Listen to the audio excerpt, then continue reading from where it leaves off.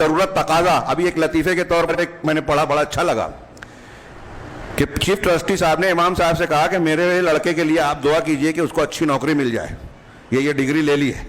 تو امام صاحب نے بآواز بلند دعا کی کہ اللہ ان کے بیٹے کو بہترین سرکاری نوکری دے, لیکن تنخواہ اتنی رہے جتنے میری ہے.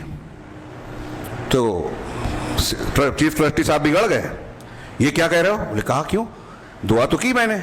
کہا تھی تنخواہ آپ کے برابر رہے گی تو گزارا کیسے ہوگا؟ کہا جیسے میرا ہو رہا ہے, میں بھی تو انسان ہوں, جیسے میرا گزارا ہو رہا ہے ویسے آپ کے بیٹے کا بھی ہوگا. اس میں ہنسنے سے زیادہ رونے کی ضرورت ہے.